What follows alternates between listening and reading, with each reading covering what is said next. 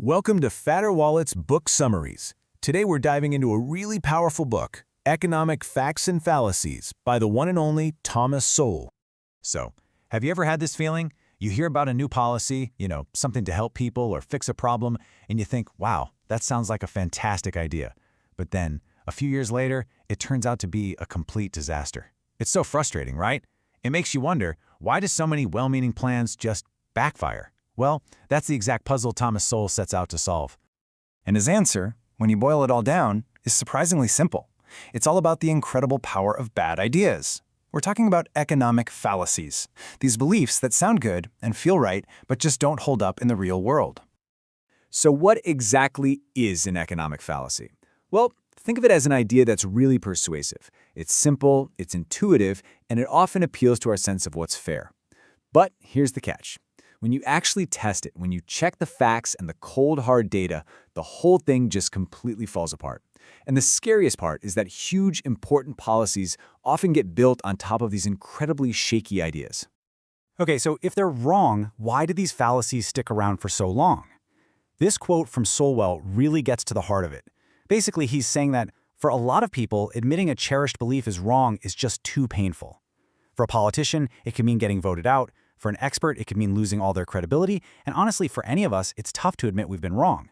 So what happens? The facts, the evidence, just get ignored. All right, let's dive into the first big one. This is maybe the most common and destructive economic fallacy out there. It's called the fixed pie fallacy. You've heard this a million times. It's the idea that the economy is like a single pizza. There are only so many slices to go around. So if the rich get a bigger slice, that must mean the poor get a smaller one. It's a zero-sum game. For me to win, you have to lose. It sounds plausible, doesn't it? But here's the reality check. Wealth is not a fixed pie.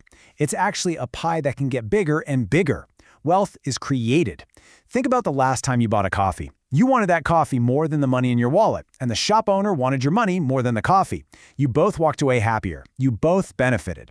In that tiny little transaction, wealth was just created. The pie got bigger.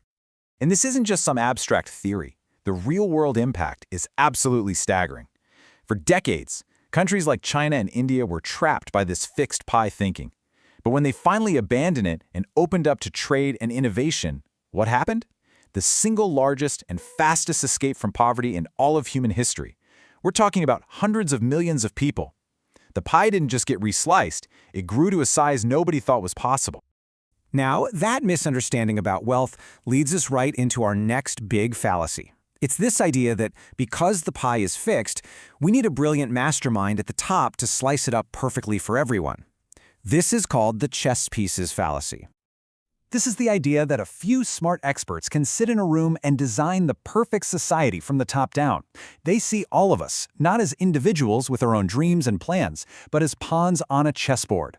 They have a grand vision, and we just need to be moved into the right squares to make it happen. And oh, does this go wrong in the real world? Take the classic example of pedestrian malls. The planners had this beautiful idea. Let's close Main Street to cars. We'll create a vibrant shopping paradise. So they moved the chess pieces. But they forgot one crucial detail. People are not chess pieces. Real shoppers valued convenience and easy parking, so they just started driving to the suburban malls instead. The result? The vibrant paradise became a ghost town. Businesses failed, and the grand plan completely backfired because it ignored basic human nature. This quote from Boris Yeltsin, talking about Russia after the fall of the Soviet Union, just captures the human cost of all this. Imagine trying to build a life or a business when the rules of the game are constantly being changed by planners running incessant experiments on you. It's impossible.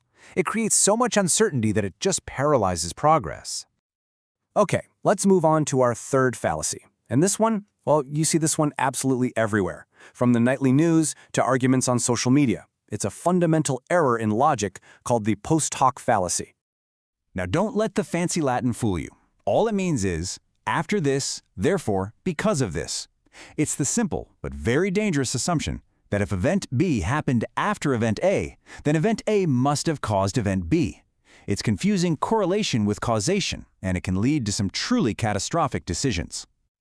And for a truly tragic real-world example, look at the story of DDT. In the mid-20th century, the insecticide DDT was a miracle. It virtually wiped out malaria in many parts of the world, saving millions of lives. Because of this success, people started living much longer. And since they were living longer, more of them were reaching the age where they might develop cancer. So people saw the pattern. First, DDT was used. Then cancer rates went up. They concluded DDT caused cancer. It was banned worldwide. And the result? Malaria came roaring back, killing millions more people.